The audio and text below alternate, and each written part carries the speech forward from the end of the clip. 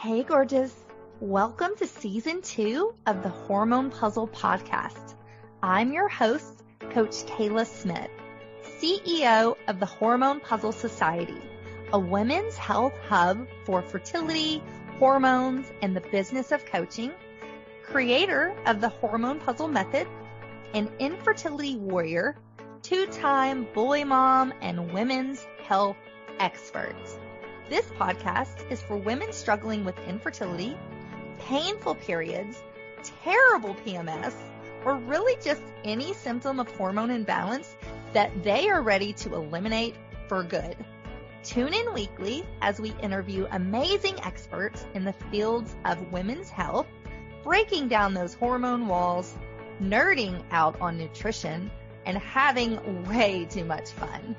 Whether you're beginning your journey or you've been struggling for years, we're going to finally help you put those pieces of your hormone puzzle back together so that you can get pregnant and eliminate those pesky symptoms for good. Are you ready? This season is packed with even more expert guests sharing groundbreaking knowledge, giving you that jolt of energy that you so desperately need, sending you lots of virtual hugs, and inspiring you to take your fertility into your own hands and make that baby. Thank you so much for tuning in. Now let's get started on your road to transformation. I'm so excited to introduce you to today's guest, Laurie Villarreal. She is an endurance athlete and coach turned functional nutrition and lifestyle practitioner. And she gives high-achieving women the tools and the support they need to optimize their health and thrive at work and at home. Her practical application of wisdom across a variety of healing modalities goes beyond the everyday advice and guides women to master their energy, stress, and blood sugar to take back control of their health and their hormones. Extraordinarily physical feats and leading a community of hundreds of athletes was Laurie's world until her health turned upside down because of a lifestyle-related hormone issue. She now helps women overcome similar struggles so they can get back to feeling their best and chasing their wildest dreams. Listen in as we talk all about blood sugar, the one hormone that does not get enough attention, and some practical tips that you can do starting today around blood sugar, hormone balancing, and optimizing your fertility. Now, without further ado, let's welcome Laurie to our show. Hey, Laurie, thanks for being here. Welcome to the show. Thanks for having me. I'm so excited to be here. This is going to be so much fun. Me too. So I would love to hear just a little more about you. Can you tell us your story and how you started working in women's health? Sure. I've been working in women's health. Well, let's just say I've been working in health for a long time. I started out in fitness many years ago, but I transitioned over into women's health because I was an endurance athlete working with long distance runners, working with people in fitness who are really had very big goals to achieve in fitness. And somewhere along the way, I burnt my body out, as you could imagine. I burnt my body out. I had a really hard time coming back from it. And the interesting thing is that what the experience that I had in my fitness journey as an endurance athlete was a lot of what I was teaching, like a lot of what we've been taught, you take your rest and eat well and do all the things that, prioritize sleep, get more sleep during the heavier training parts of the season. I was doing all the things and I felt like I was doing them really well, but yet I could see that things were shifting in my body and I didn't really recognize until they started to become debilitating. So my symptoms were becoming debilitating and I was like, what is going on? And when I stepped back and really looked at the picture, I if I'm honest with myself, I'm like, things had been going on for a while. And if I'm really honest, I could say I noticed things going on with clients too, but, I was coaching them to get to their marathon goals and their ultra marathon goals. And, like I wasn't coaching them on their hormone health. Although I will say I was, quite knowledgeable about hormone health for a running coach, because I did at times have conversations, especially around fertility, when women were trying to get pregnant, and they were having trouble maybe getting their period back. I would have to say, I think maybe it's a good idea to stop. That's what I was feeling at the time. And I didn't know enough. So I started diving really, really deep into what was going on with my body. Like how was this, how was the way I was living my life as an athlete affecting my hormone health? Beginning to understand how, as a fitness trainer, we had kind of been given all the information that was really relevant primarily to men. These are the best practices that work best for men, but is it helping and supporting our hormone health? Probably not. And understanding really how I had like driven myself to this place, and then deciding like I no longer really wanted to be the champion of the endurance athlete. I wanted to be the champion of the woman who wanted to like really take good care of her body, perform her best in everyday life, not just in her sports, and supporting her hormone health along the way. So, I decided at that moment, like I'm making the shift, I'm going down this road, and it has been, it's been amazing. I love it. I love that.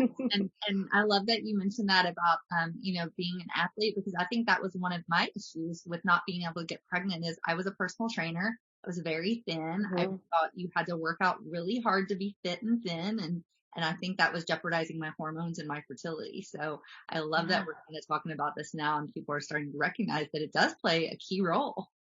Absolutely. And, still to this day, so many women surround me.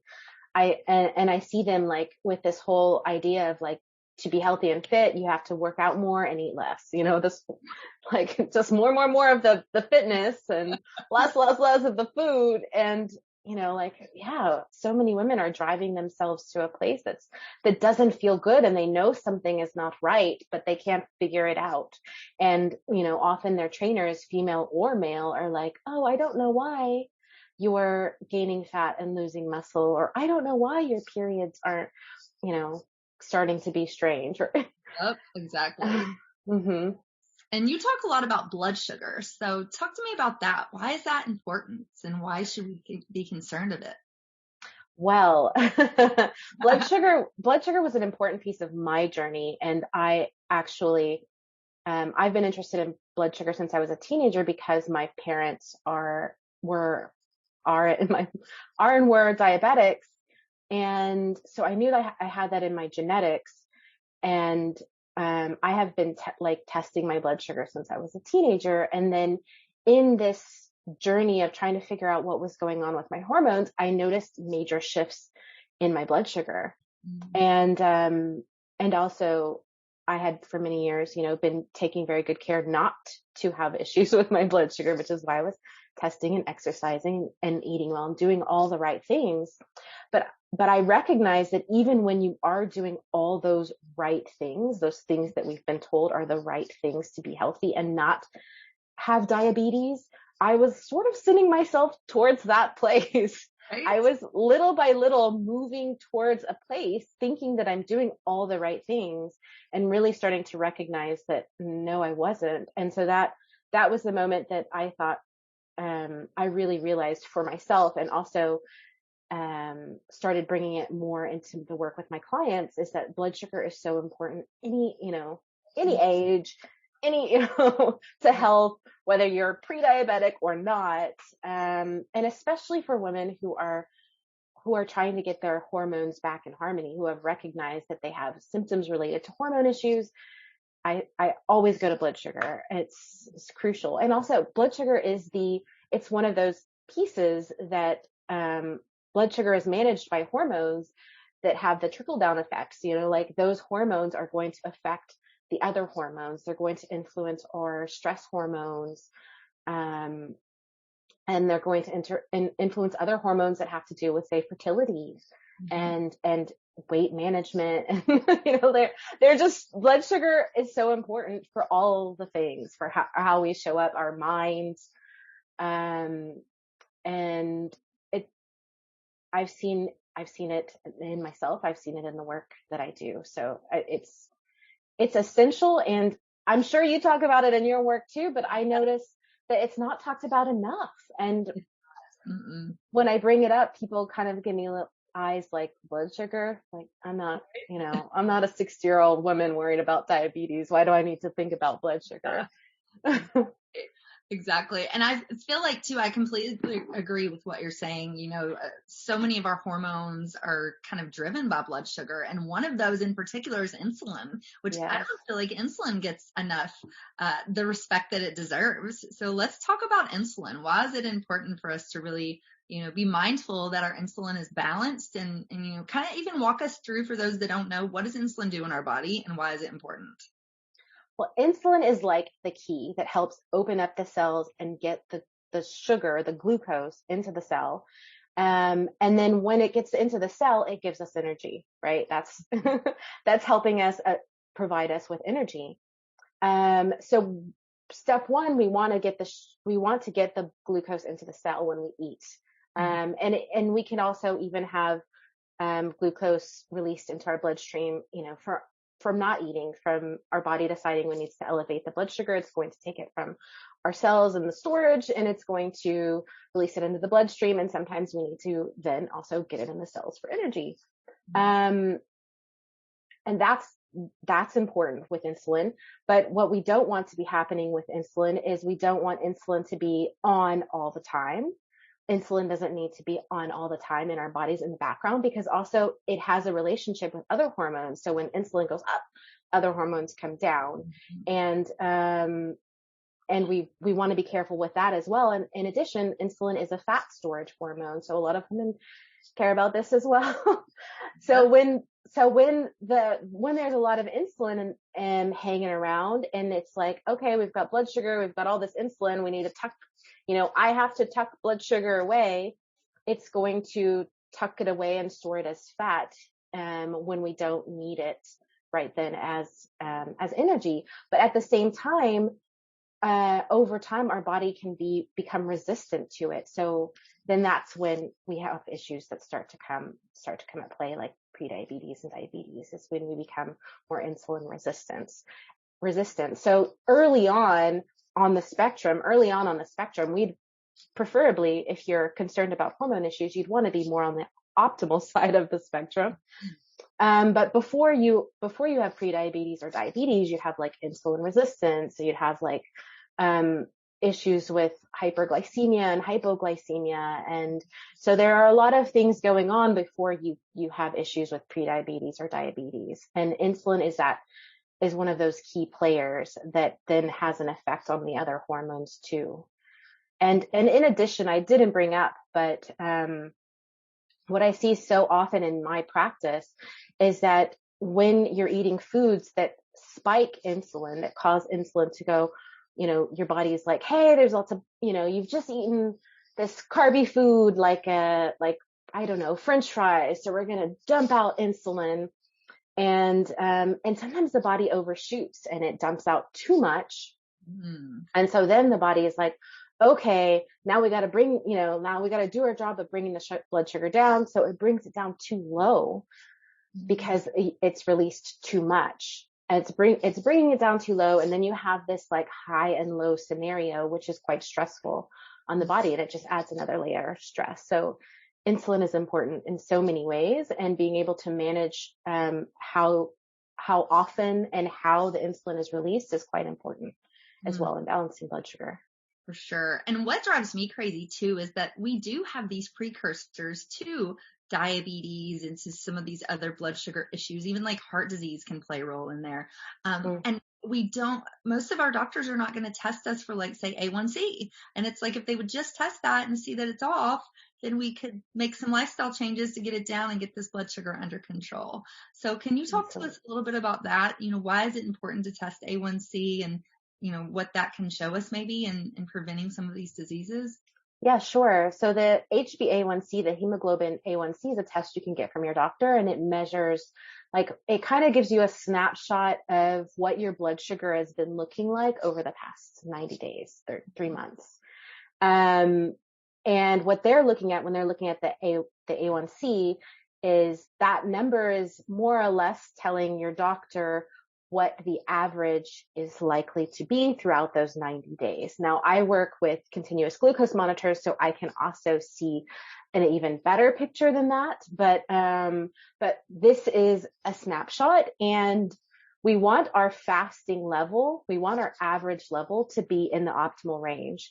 And if your HbA1c is too high, it starts to let us know that, okay, your blood sugar on a regular basis is in the higher zones. And that's why we would want to be careful, because once it starts creeping up into the higher zones, I mean, that could be for a number of reasons. It could be insulin resistance. It could be because you're eating too many foods that are driving your blood sugar up high. And I've also seen situations where people have high blood sugar, but they also have it going low. And so the A1c isn't that high, but they're having this like major imbalance ups and downs as well. Gotcha. That can happen too. But yeah, A1c is a very good indicator of where you're at right now on average over the past 90 days. Gotcha. And that's where I was going next. The continuous glucose monitor. I am like so interested in this. I want to get one for myself. Talk about that. What does that show us, and why would we want to have one? Well, continuous glucose monitors are awesome. I love them. I will say that they're easier to find where I live in Europe than they are in the US, but also I know Canada. I think we have to have a prescription, but if you go in and you tell your doctor, like, I have some family history of, pre-diabetes, diabetes, even if you don't, you could just say that and they'll usually give you a prescription for it. So. Yeah. And I think if you're able to ask for a prescription just because you want to get a snapshot and you want to understand your body a bit better, this is very helpful. So yes, continuous glucose monitors measure your glucose levels throughout the day, all day long, 24 hours. As long as you're scanning it every 8 is 14 days and you scan it every 8 hours.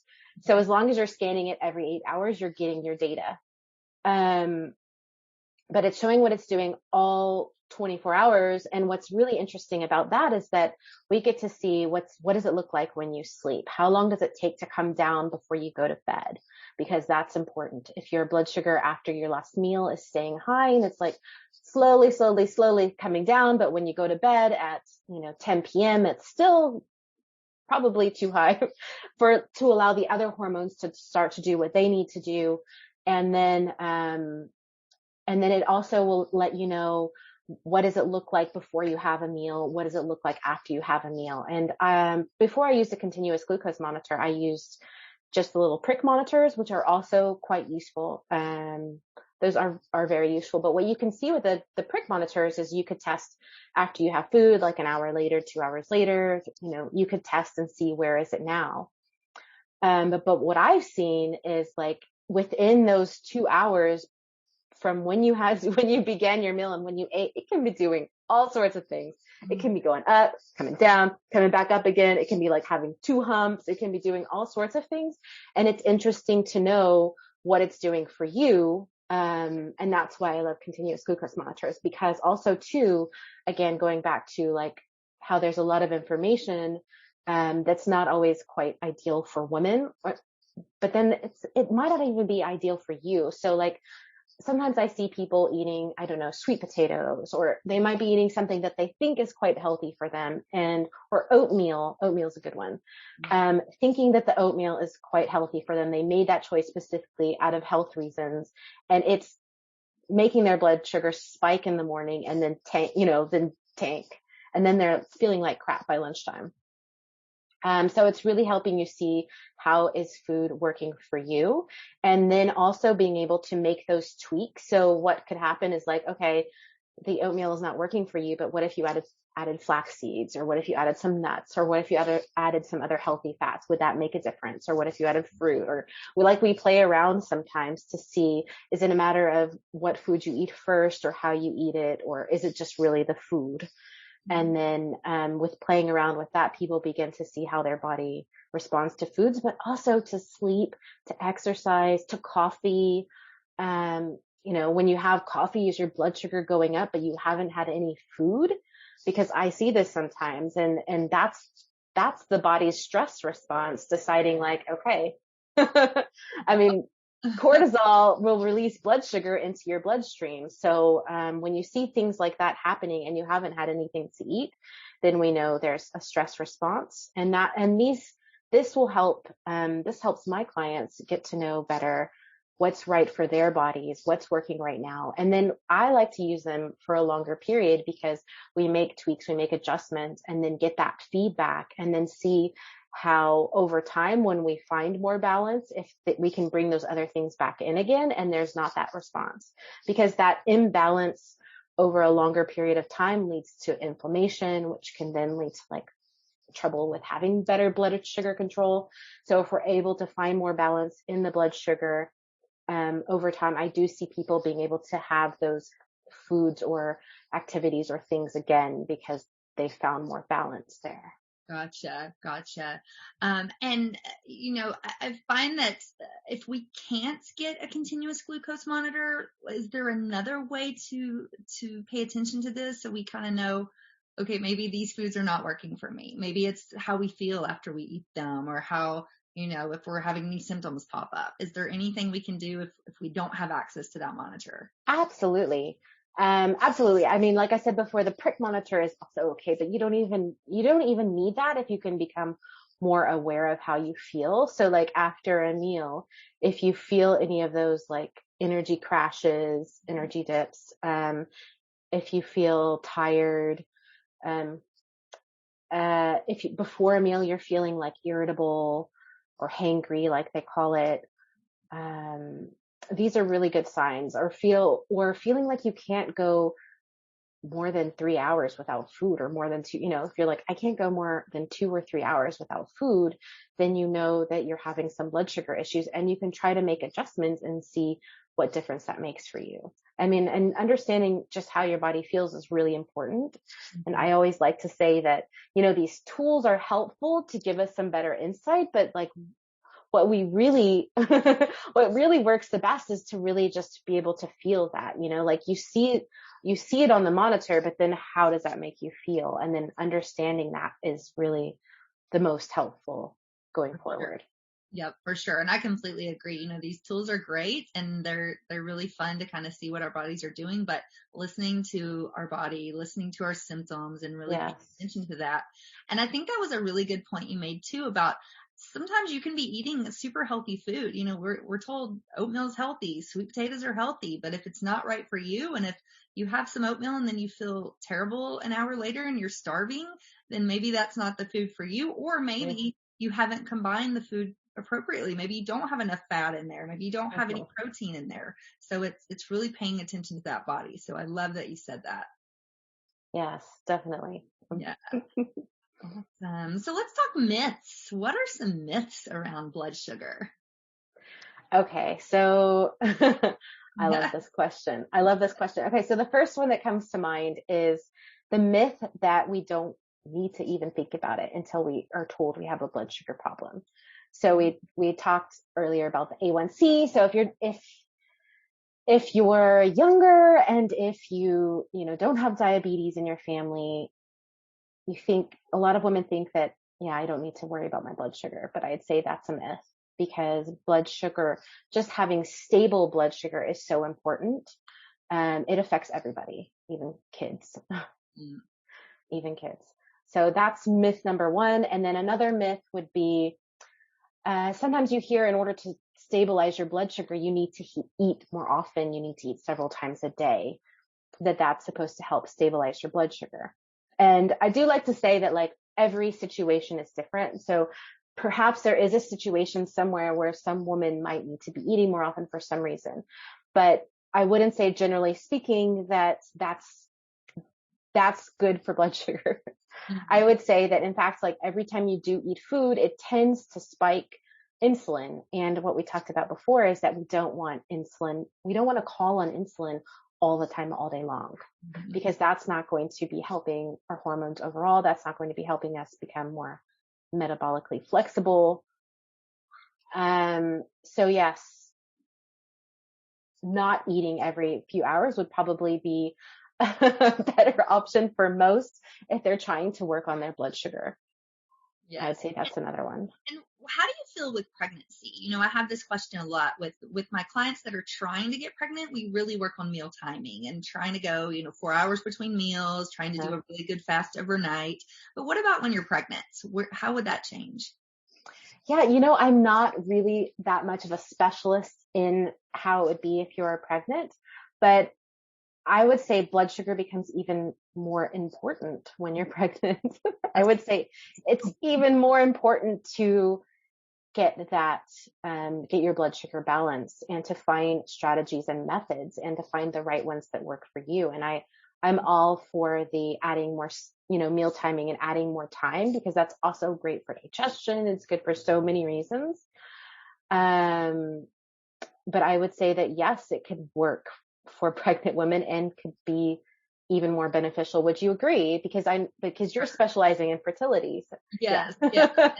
I recommend, listening to your body and really eating whenever your body's telling you need to. And if that's more than 4 hours or if that's less than 4 hours, then listen to that. Because I know what I do a lot of times is I'm not trying to get pregnant. When I was going through fertility, even I would be like, well, I'm a little hungry, but I could probably stand to wait it out a little bit, but definitely not when you're pregnant. You don't want to do that. So let's just go ahead and have a little snack and try to give that baby some food. Yeah, definitely. Definitely. You don't want to be starving yourself or Exactly. Always listening to the body is a good idea. For sure. Any other myths that you hear? And around blood sugar? Yes. Let me think. I'm not sure another one comes to mind, but I know there are so many out there. I mean, there's the blood sugar. Okay. There's the blood sugar myth that I hear, and I don't know how big of a myth it is, but that, you need to go low carb or you need to, go keto or something like this to balance your blood sugar. And yeah, or that food like oatmeal, for example, or people will throw out foods and be like, oh, how this is so bad for your blood sugar. But from my experience, it's so personal. Like one person is fine and the other person isn't. One person needs to do maybe, something lower carb, whereas the other person just needs to incorporate more protein and fat with their carbs. And it's so personal. You really just have to try it out and work with somebody who knows what they're doing, like you. Mm-hmm. Yeah. Who can help you. Like you and me. Yes. Yeah. So, and I keep hearing you say this and I completely agree, but just really listen to our bodies. It's all about intuitively eating based on what we need, based on what our body, what symptoms we're experiencing, what foods seem to be working for us. So I absolutely. Love that. Yeah. Getting back in touch with our bodies. For sure. Well, I love it. So we're going to take a quick break. We're going to hear a word from our sponsors. We're going to come back and we're going to talk practical tips. So things that people can do starting today to help them balance their blood sugar and optimize their hormones. So we'll be right back. Hey y'all, it's Coach Kayla here. I hope you are loving this episode as much as I am. We will be back in just a minute, but first, a word from our sponsors. This episode is brought to you by the Hormone P.U.Z.Z.L.E Society, a women's health hub for fertility, hormones, and the business of coaching. Whether you're struggling to get pregnant with pesky hormone symptoms or you're working to build a career in the fertility and women's health space, we have you covered. Visit our website at www.coachkayla.com to learn more on how we can help you. Text the keyword fertility to 615-257-8855 for your free fertility meal plan. Hey, Laurie, welcome back. Thank you. So glad to be here again. This is such an important conversation. Yes, for sure. So let's talk some tips. What are maybe your top 3 things that you teach your clients around blood sugar and overall hormone health? Yeah, number 1, I think, is sleep. And that one can be so hard for so many, but when it comes to blood sugar and hormone balance, I have seen such a difference in just working on sleep alone and optimizing the quality of the sleep. Getting enough and optimizing the quality, I would say hands down is number 1, because when that sleep isn't there, it's going to affect your blood sugar for the next 24 hours, if not more. Yep. And how do we do that? Can we dive into that a little bit? What are some tips on optimizing our sleep and getting good quality sleep? Well, I love, and when it comes back to blood sugar and diet, I love to recommend to most clients to not have food within 2 to 3 hours before they go to sleep. Because that can really disrupt sleep if you're still digesting, and also if the blood sugar levels are still higher when you're going to bed, that will affect sleep. And then trying to get to bed at a consistent time every night, consistent time going to bed, and maybe even also consistent time waking up can help really get your body in a rhythm, and being true to your own natural circadian rhythm, which we tend to see a lot of people decide, like, I want to go to bed at whatever, they're staying up till 1 a.m. Is that really your body's true circadian rhythm? Probably not. So finding what that is, and it typically tends to be, like, in my practice, I see a lot that women just do better when they go to bed earlier. If they can go to bed before 10 or 10:30. And also we do see on the trackers that I use that the deep sleep is in those earlier hours. So if you're getting to sleep earlier, you tend to be getting more deeper sleep, more restorative sleep that you need. And so that's going to have such an impact on hormone health and blood sugar as well, when you're getting that deep restorative sleep, because that helps us manage our stress levels, which would be number 2. Number 2 would really be understanding how stress is impacting your day and what stressors there are in your bucket, because stress comes in so many forms. And it's really just checking in and having some awareness about where those stressors are in your life, where they are, and recognizing stressors that sometimes we haven't noticed as even being stressors in our lives. And sometimes it's as little as, like, the thoughts we tell ourselves every day, like, are the thoughts that are going through your mind all day long, are they negative? Are they stressful? Are you telling your things that you probably wouldn't tell your friend?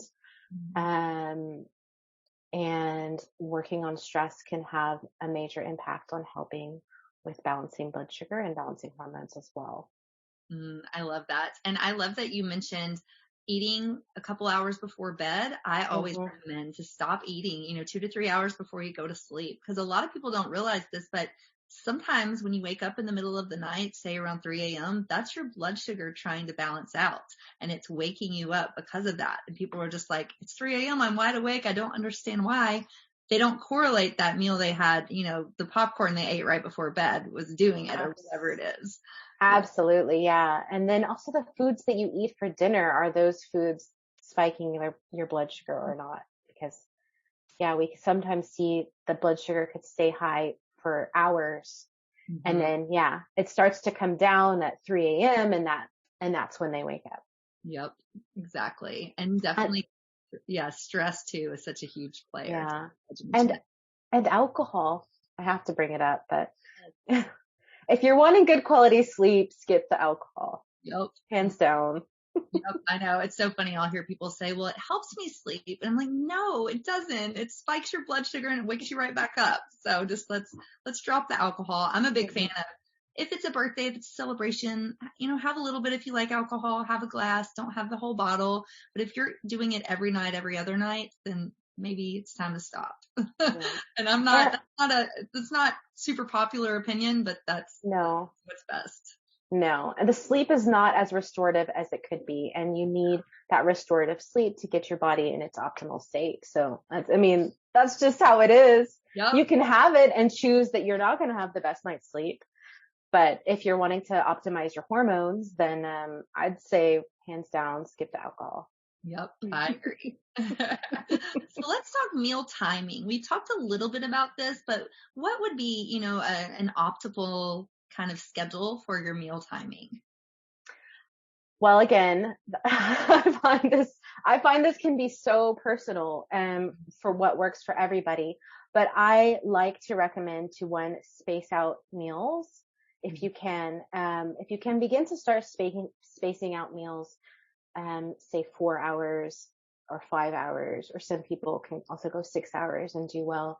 You can space out the meals and then have a lot of women do quite well when they eat right when they get up, or within an hour of waking up. I don't know how it's been in your practice as well, if that's also something that works for you. Sometimes it depends on how much of an overnight fast they want to get. So Yeah. if they're doing, a 13 to 15 hour fast, it's a little harder to eat right when you wake up. But if they are, trying to get pregnant, sometimes I'll say just go 12 hours and that's perfect. Right. And it's individual too. We kind of play around with what works for you, listen to your body, listen to your hunger cues. Right. Absolutely. Because one thing that I see, because I tend to work with women who have high stress levels, who are having energy issues, who are feeling quite overwhelmed. They have a lot going on in their lives. And adding intermittent fasting for some women adds another layer of stress. Mm-hmm. So having those meals and first, like helping them have more stability throughout their day with food and getting enough, being sure, that first meal can actually help women get enough of what they need, enough protein in their meals. And then when things are going better, it can work really well to start spacing that out more, like you do with them going from 12 to 14 hours or sometimes even a little bit longer.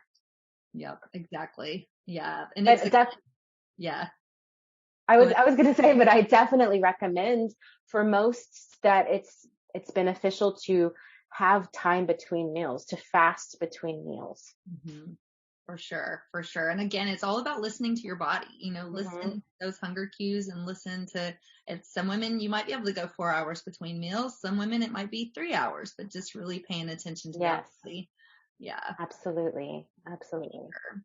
And so, talk to me a little bit more about where we can find you. How can we work with you? Are you on social media? I'm on social media. I'm at Laurie Villarreal Wellness, which might be kind of hard to spell, but I imagine you'll link it up in your show notes. Yes, but you can, if you just type in LAURIEV, maybe you will find me. But it's Laurie Villarreal Wellness, and then you can find me at my website, which is laurievillarreal.com.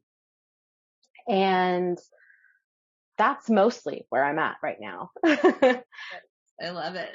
And how can people work with you? Is it all on your website? Yes, it's all on my website. Perfect. Definitely. Yes. And we'll have all that in the show notes. So it'll be really easy to find you. Awesome. Yeah. And I also have a quiz that I love. Yeah. I have a quiz that I love recommending people take, which is quite a nice quiz that dives a little bit deeper into the common symptoms of different hormone issues. And so if you take that quiz, then at the end, it'll give you the result of what might be going on that's a higher priority with your hormones right now, because there's usually a lot of stuff that's connected, right? Like, and blood sugar and insulin resistance is on my quiz, but I tend to see women before they get stress or cortisol issues. That tends to be more prominent. So I'd say go take the quiz, which is also at yourhormonequiz.com. I love that. And who doesn't like a good quiz? I mean, I love it. Exactly. Yes. Any final thoughts before we close out? Any words of encouragement or advice? Yeah, I definitely say that, that if you're listening to the podcast, I feel like you're going down a good path already. You're already considering that there's more out there, and that nutrition and lifestyle play a big part, and they do. And it's just shifting. You've got to start somewhere, like small shifts make a difference. Small shifts make a difference, and we build that up over time. And before you know it, you see big results. So I'd say, like you're in the right place, you're doing the right things, hang in there, and you will get what you're looking for. I love it. I couldn't agree more. Well, thank you, Laurie, for being here. It's been so fun getting to know you and to talk to you. So thank you. Same. Thank you, Kayla. Yes. And thank you, ladies, for listening to the Hormone Puzzle Podcast. Until next time, bye for now. Hey, hang on just 1 second before you go. I want to make sure that you are aware of all of the amazing free resources that I have for you on my website at CoachKayla.com. From a fertility meal plan, a cycle syncing quick start guide, a holistic healing cookbook, as well as master classes, blog posts by me and some amazing experts in the fields of fertility, hormones, and nutrition. So many wonderful resources that will help you on your journey. And I wish there had been something like this when I was going through my 2 years of infertility, but there just wasn't. And so that's why I decided to create all of this for you. So make sure that you go and check it out and you take advantage of this plethora of support that I have provided for you. And spoiler alert, these were some of the same tricks and the same foods that I used to get myself pregnant, not once, but twice, even after my doctors said that I couldn't. So I know that these things work. Make sure you take advantage of that. And I cannot wait for you to be my next success story. So thanks, love. See you soon. Thanks for tuning in today to the Hormone Puzzle Podcast. Check out the show notes for today's episode at CoachKayla.com. If you like what you hear, please subscribe and leave a review. Thanks for hanging out with me, and I'll see you next week.